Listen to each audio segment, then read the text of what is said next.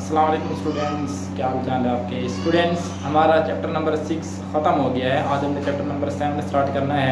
तो चलिए देखते हैं हमने चैप्टर नंबर 7 में क्या कुछ पढ़ना है।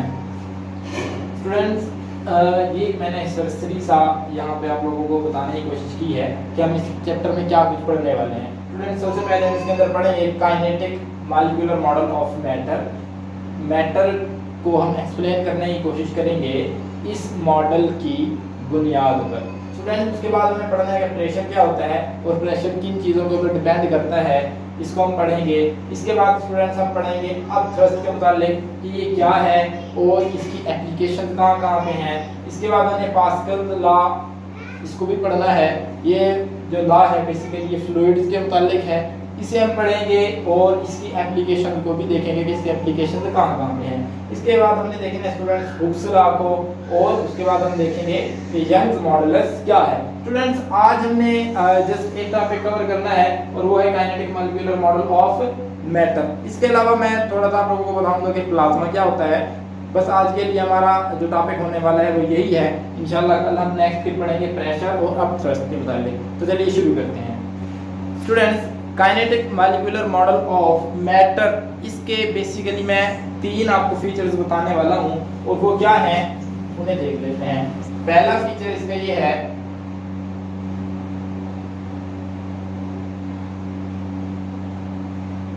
All types of matter consist of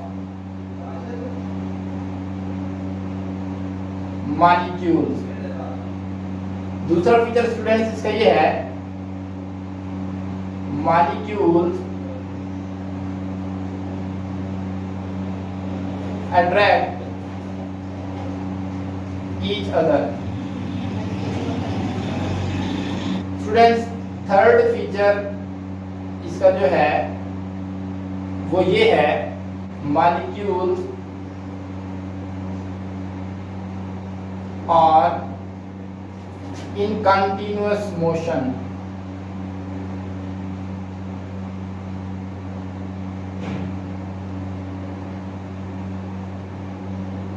students, मैं इसको इन तमाम फीचर्स को थोड़ा थोड़ा सा एक्सप्लेन कर देता हूँ।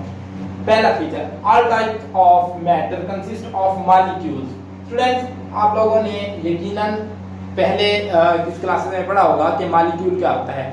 सबसे पहले हमारे पास जो स्मॉलेस्ट पार्टिकल है वो एटम होता है। वैसे एटम से छोटे भी पार्टिकल्स होते हैं लेकिन वो इंडिपेंडेंटली एग्जिस्ट नहीं करते। स्टूडेंट्स, पहला हमारे पास एक एटम है। जब एटम्स कुछ मिलते हैं तो उनसे मॉलिक्यूल्स बनते हैं। तो स्टूडेंट्स, यहाँ पे एक बात की गई है कि जो तमाम किस्म का मैटर है, चाहे वो लिक्विड है या वो सॉलिड है या गैस की फॉर्म में एग्जिस्ट करता है, तो स्टूडेंट्स वो बेसिकली मॉलिक्यूल्स के ऊपर मुश्तमिल है। उसके बाद यहाँ पे दूसरी बात ये बताई गई है कि वो जो मॉलिक्यूल्स हैं किसी भी किस्म के मैटर के, वो एक दूसरे को अट्रैक्ट करते हैं। ये अब मेरे पास एक पेन है तो ये मॉलिक्यूल से मिलके बना है और वो तमाम मॉलिक्यूल्स एक दूसरे को अट्रैक्ट करते हैं। दूसरी बात स्टूडेंट्स यहाँ पे बताई गई है molecules are in continuous motion. ये बात थोड़ी समझने वाली है। आप लोग कह रहे होंगे, आप लोगों के जहन में ये क्वेश्चन यकीनन आएगा कि अगर ये मॉलिक्यूल से मिलके बना है और वो मॉलिक्यूल कंटीन्यूअस मोशन में है तो फिर इसकी शेप इस तरह से फिक्स्ड क्यों है। वो तो एक जगह से दूसरी जगह मॉलिक्यूल मूव कर जाते और फिर ये जो एक शेप है इसलिए कायम न रह पाती। स्टूडेंट्स, असल में होता ही है कि सॉलिड्स के फॉर्म में जो मोशन होती है वो जस्ट वाइब्रेटरी मोशन होती है। जैसे 2 मॉलिक्यूल, एक ये और एक ये, हम 2 कंसीडर कर रहे हैं, तो ये इस तरह से अपनी जगह पे आगे पीछे ऊपर नीचे तो मूव कर रहे होते हैं तमाम तरफ में, लेकिन ये अपनी जगह को छोड़ के एक जगह से दूसरी जगह मूव नहीं करते। इनकी मोशन को स्टूडेंट्स हम कहते हैं वाइब्रेटरी मोशन। और स्टूडेंट, अब हमने इसी मॉडल को यूज करके मजीद एक्सप्लेन करना है कि सॉलिड्स और इसके अलावा गैसेस और इसके अलावा लिक्विड, उनकी क्या क्या प्रॉपर्टीज होती हैं उनको देख लेते हैं। स्टूडेंट्स, अब हम देखते हैं कि सॉलिड्स, लिक्विड और गैसेस की प्रॉपर्टीज क्या क्या है। सबसे पहले स्टूडेंट्स हमने देखना है शेप को, कि सॉलिड्स की शेप किस तरह की होती है। फिर हमने वॉल्यूम को देखना है कि वॉल्यूम उसका फिक्स होता है नहीं होता, ये किस तरह से वेरी करता है। फिर हम देखते हैं कि उनके दरमियान सॉलिड्स, गैसेस या लिक्विड्स के जो मॉलिक्यूल्स हैं उनके मॉलिक्यूल्स के दरमियान वो फोर्स ऑफ अट्रैक्शन कैसी है, ये कितनी होती है, ये हमने देखना है कि डिस्टेंस उन मॉलिक्यूल्स के दरमियान कितना होता है, सॉलिड में मॉलिक्यूल के दरमियान डिस्टेंस कितना होता है, गैसेस में कितना होता है, लिक्विड में कितना होता है। इसके अलावा हमें देखना है कि मोशन ऑफ मॉलिक्यूल्स सॉलिड के केस में कैसी होती है, लिक्विड के केस में और गैसेस के केस में कैसी होती है। चलिए स्टूडेंट्स शुरू करते हैं। सॉलिड्स, तो इसकी जो शेप होती है, ये शेप वाले अगर कॉलम में आप देखें ये फिक्स्ड होती है। आप लोग देखें ये एक सॉलिड है, इसकी शेप हमेशा फिक्स्ड रहेगी जब तक इसे कोई चेंज नहीं करेगा। इसके बाद हम देखते हैं कि इसका वॉल्यूम कैसा होता है, तो स्टूडेंट उसका वॉल्यूम भी फिक्स रहता है हमेशा, वो चेंज नहीं होता। स्टूडेंट इसके बाद अगर हम देखें फोर्स ऑफ अट्रैक्शन, तो स्टूडेंट्स जितने भी मॉलिक्यूल से ये मिलके बना है उन तमाम मॉलिक्यूल्स के दरमियान जो फोर्स ऑफ अट्रैक्शन होगी वो स्ट्रॉन्ग होगी। इसके बाद हमने देखना है कि डिस्टेंस उन मॉलिक्यूल्स के दरमियान कितना होता है, तो डिस्टेंस स्टूडेंट्स स्मॉल होता है। इसके बाद मोशन, उन मॉलिक्यूल्स की मोशन कैसी होती है, तो स्टूडेंट वो जस्ट वाइब्रेट कर सकते हैं, इसके अलावा किसी और टाइप की मोशन उनमें नहीं होती है। लिक्विड के केस में हम देखते हैं स्टूडेंट उनकी जो शेप होती है वो फिक्स्ड नहीं होती। अगर आप थोड़ा सा गौर करें, आप पानी लें किसी भी एक जार के अंदर, जब आप देखेंगे उसके अंदर उंडेलेंगे तो पानी उसी जार की शेप में अपनी शेप को ढाल लेगा। अब फिर आप उस पानी को किसी और बड़े बर्तन में डाल दें तो उसकी शेप में अपनी शेप को ढाल लेगा। इसका मतलब उसकी शेप फिक्स नहीं होती, लेकिन उसका जो वॉल्यूम है, अगर आप उसका वॉल्यूम मेजर करें किसी एक बड़े जार के अंदर या फिर किसी एक और छोटे जार के अंदर आप उसे डाल के मेजर करें या किसी और बर्तन के अंदर डाल के मेजर करें, तो स्टूडेंट्स उसका वॉल्यूम होगा हमेशा सेम रहेगा।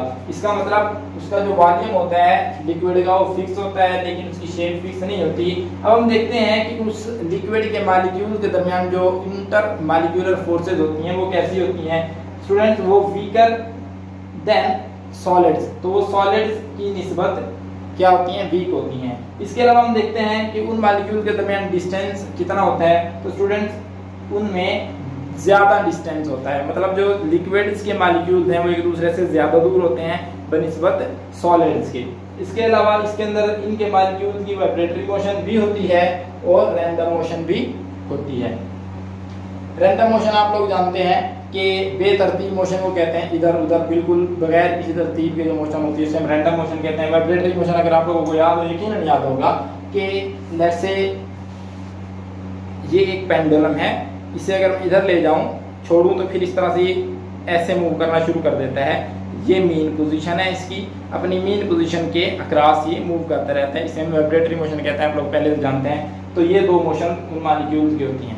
अब हम देखते हैं कि गैसेस के अंदर क्या होता है स्टूडेंट्स, ना ही इनकी शेप फिक्स होती है ना ही इनका वॉल्यूम फिक्स होता है।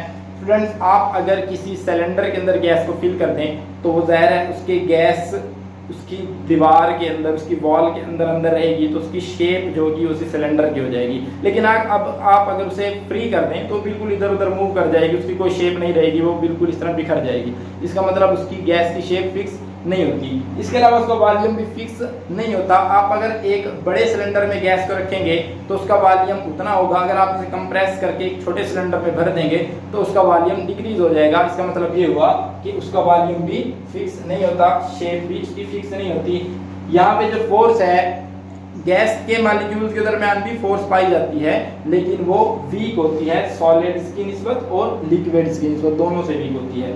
इसके अलावा डिस्टेंस, यकीनन जो गैस के मॉलिक्यूल्स हैं उनके आपस में उनके दरमियान जो डिस्टेंस होता है वो काफी ज्यादा होता है, सॉलिड से भी ज्यादा होता है, लिक्विड से भी ज्यादा होता है। और इनकी मोशन भी रैंडम मोशन और वाइब्रेटरी मोशन होती है। तो स्टूडेंट्स ये मैंने एक टेबल इसलिए बनाया है इनकी प्रॉपर्टीज का ताकि आपको इन्हें याद रखने में आसानी रहे। आप अगर लिखना चाहें तो ऐसे भी लिख सकते हैं, और अगर आप इसे एक पैराग्राफ की फॉर्म में इन प्रॉपर्टीज को लिखना चाहें तो उस तरह से भी लिख सकते हैं। तो चलिए स्टूडेंट्स अब हम देखते हैं कि प्लाज्मा क्या होता है। प्लाज्मा स्टूडेंट, प्लाज्मा इसे डिफाइन करने से पहले मैं आपको इसका थोड़ा सा इंट्रोडक्शन दे देता हूँ। स्टूडेंट, इसे कहा जाता है कि ये फोर्थ स्टेट ऑफ मैटर है। और अब इसे फोर्थ स्टेट ऑफ मैटर क्यों कहा जाता है? देखिए स्टूडेंट, आप लोग सॉलिड से भी वाकिफ हैं कि कोई ठोस चीज हो तो उसे हम सॉलिड कहते हैं। आप लिक्विड से भी वाकिफ हैं, कोई चीज बह जाए उसे हम लिक्विड कहते हैं। गैसेस से भी आप लोग यकीनन वाकिफ हैं। ये 3 स्टेट्स हैं मैटर की जो आप पहले से जानते हैं। अब हम देखने वाले हैं फोर्थ स्टेट ऑफ मैटर जिसे प्लाज्मा कहते हैं। अब ये किस तरह से एग्जिस्ट करता है और कहाँ पे एग्जिस्ट करता है? स्टूडेंट, अगर किसी गैस को हम बहुत ज्यादा टेम्परेचर दें या इलेक्ट्रिक करंट वहां पे उसे हम प्रोवाइड करें तो स्टूडेंट उसके गैस के शेल्स में एटम्स होते हैं, गैस के एटम्स के जो शेल्स में इलेक्ट्रॉन्स होते हैं वो वहां से बाहर निकल जाते हैं। तो जब स्टूडेंट्स वो यहाँ से बाहर निकलेंगे तो इसके ऊपर यहाँ पे पॉजिटिव चार्ज आ जाएगा और ये पॉजिटिव आयन बन जाएगा और वो जो इलेक्ट्रॉन होगा वो अलग हो जाएगा। तो अगर बहुत ज्यादा गैस एक हमारे पास मौजूद हो तो उसके अंदर बहुत ज्यादा एटम्स होंगे यकीनन। तो अगर सब से या आधों से भी हम इस तरह से निकाल दें तो बाकी जो चीज हमारे पास वो बन जाएगा, वो मिक्सचर एटम्स का, न्यूट्रल एटम्स का, पॉजिटिव आयन्स का और यकीनन उसके अंदर इलेक्ट्रॉन भी मौजूद होंगे, उसे हम प्लाज्मा कहते हैं। स्टूडेंट, ये जस्ट हम बनाते नहीं हैं, ये नेचुरली भी एग्जिस्ट करता है। इसे हम लैब्स में भी बना सकते हैं और ये नेचुरली भी एग्जिस्ट करता है। पूरी दुनिया का 90% या इससे कुछ ज्यादा प्लाज्मा के ऊपर मुश्तमिल है। स्टूडेंट्स, बाकी सॉलिड, गैसेस और लिक्विड फॉर्म में बहुत कम मैटर पाया जाता है। ज्यादा जो मैटर पाया जाता है वो प्लाज्मा की फॉर्म में ही एग्जिस्ट करता है। स्टूडेंट्स, अब हम देखते हैं कि इसकी डेफिनेशन क्या है। Plasma is the ionic state of matter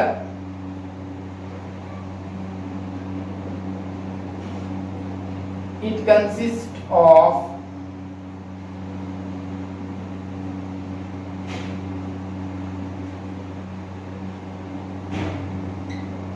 roughly equal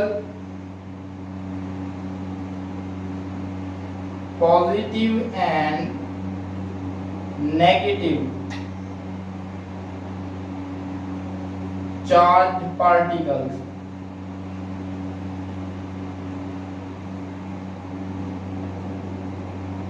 ये क्या है?